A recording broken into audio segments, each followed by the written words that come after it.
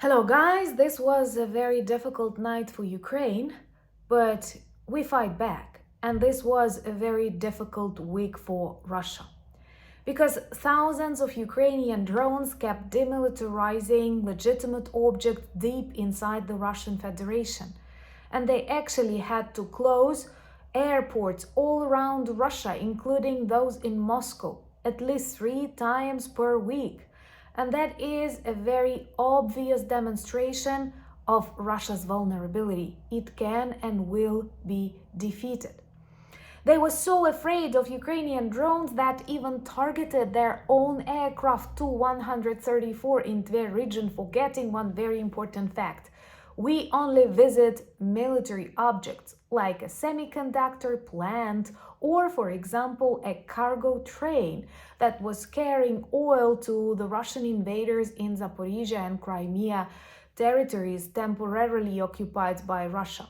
But by destroying these military objects, by breaking their logistic chains, we bring the victory closer.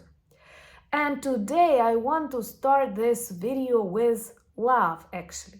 With love to our brave, resilient capital, Kiev.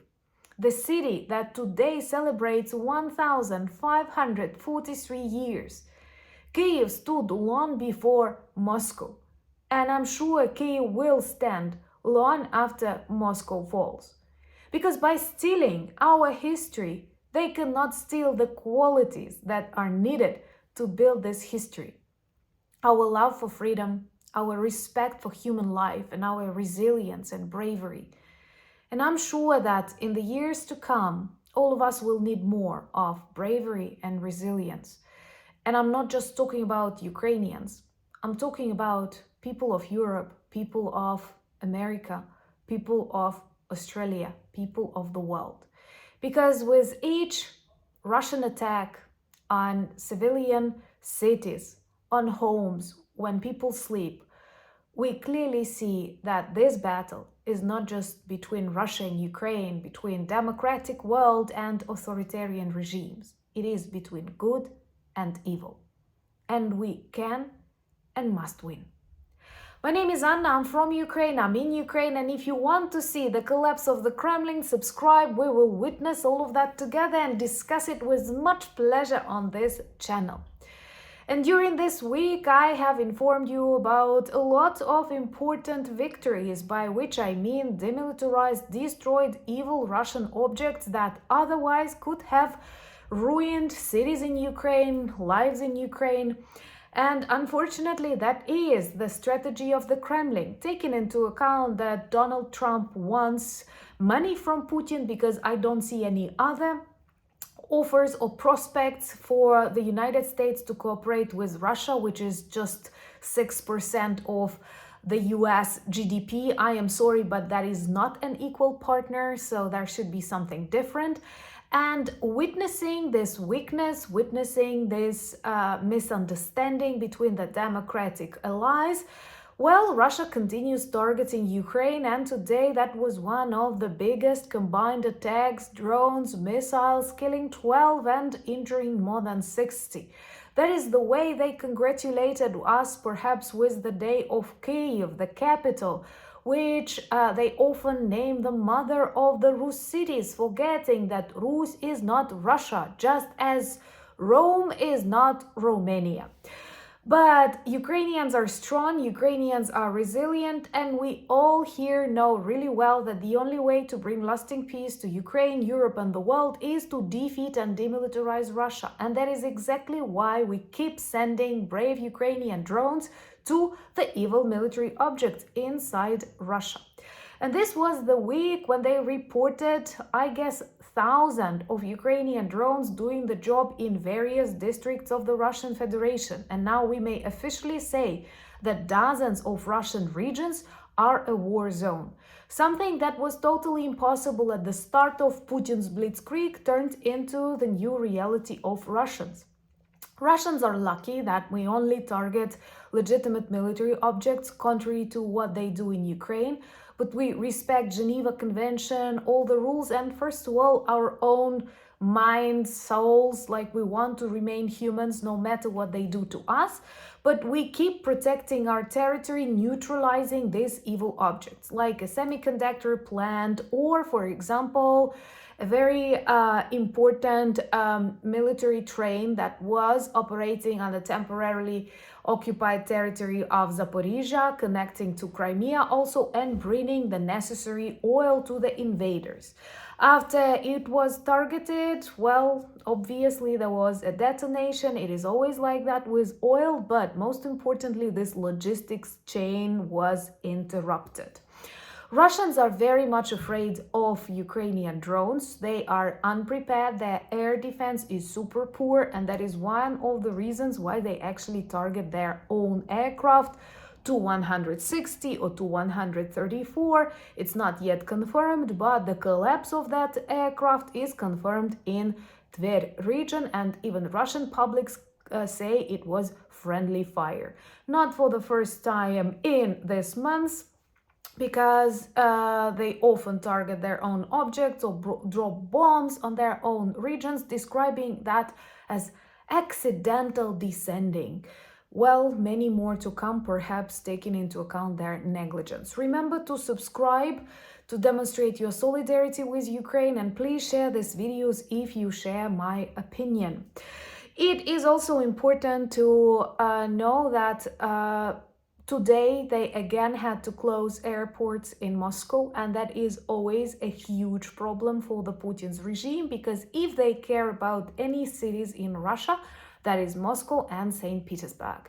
People there have money, people there have influence, and can actually demonstrate dissatisfaction or at least speak about that on various meetings that maybe in future can grow into, no, I don't believe in any revolutions inside Russia, they are lost for that, but a coup around Putin, maybe some oligarchs that cannot fly out of Russia will be dissatisfied with that.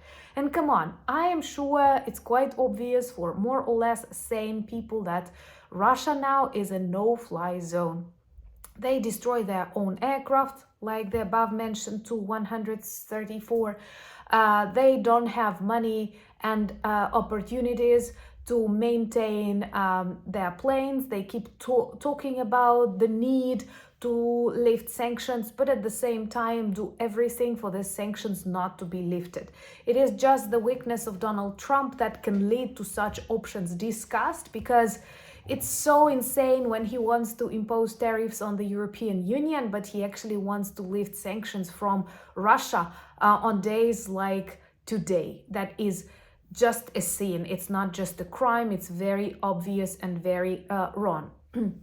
But I think that all of this very chaotic, very illogical decisions in the economic field can speed up the collapse of the Russian economy. And this week demonstrated a lot of previously hidden troubles that they have. You know, they always draw fake numbers. It's not difficult in the authoritarian country like Russia, but some symptoms, some deadly symptoms are impossible to hide. And for example, they have decided to stop giving loans to the Russians. And that was the offer of their Ministry of Internal Affairs, not the financial minister, but internal affairs, you know, police, FSB, because millions of Russians stopped returning credit card loans. And you know why? Because they are super poor. They don't have where to get this money from. And it's not just about ordinary population. It is also about once super rich company that for me was the embodiment of that dirty Russian wealth, Gazprom. Gazprom was a sponsor of so many championships, soccer matches. I'm sure you have seen that Gazprom literally everywhere, even if you live like thousands and thousands and thousands miles away from Russia. That was the symbol of Russian wealth. And now this is a bankrupt company. This is what Putin's blitzkrieg did to it. And it's a combined effect of Ukrainian drones targeting the oil industry, Then also problems that they have with natural resources, because come on, you cannot rape your land for centuries and think that nothing will change. They've ran out of this cheap oil deposits. And also it's the oil prices, the sanctions, the combination of all that. And a very vivid proof of that, not just numbers, but the decision of the board of directors of Gazprom to stop giving dividends to Russians. Well, it's just like, imagine you lived in a country that didn't have any problems, and let's be realistic, NATO was not a threat to Russia. Russia is a nuclear country, and now after it has violated so many international laws, after it has demonstrated so many war crimes literally online, people can do nothing with it. Ukrainians can, but the others are observing and expressing concerns. So obviously, before all this happened, Russia was even safer. There was no sign at all. They didn't need to defend themselves. But now they need, because if you underestimate your enemy, you lose. And that is exactly what we observe right now with the Kremlin. Not just the blitzkrieg failed, but their understanding of the world failed. And they wanted to recreate this monstrous Soviet Union, but I'm sure they have sped up the process of the decolonization and dissolution of the Russian Federation. And tonight there will be an amazing interview about that on the channel, and I'm hoping you will tell me your thoughts in the comments below. And remember to check my new video on my new channel about my Soviet childhood memories. I'm not hiding my age, and I'm not hiding my very early memories from that child's perspective. But at the same time, I believe they tell a lot about why we don't want back to the USSR.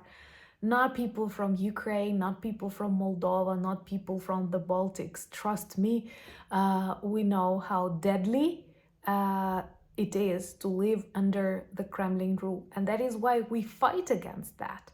And that is why we also protect with our fight other countries and other nations that otherwise can get into that iron trap. It's not just the curtain, it's much worse.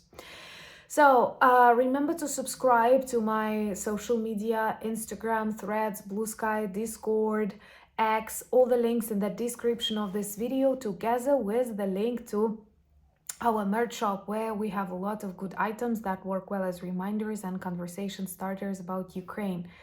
Please remember to support my 5th NEFU campaign, and I am so honored to be a part of this beautiful fundraiser to back up Ukrainian brigades on the front lines, people who actually demilitarize Russia on the daily basis, and we want to provide them more drones and more trucks to do the job. Trust me, we all need that, and I'm very grateful to all the amazing people who have already donated.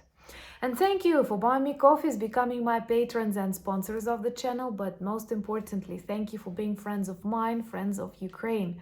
Slava Ukraini!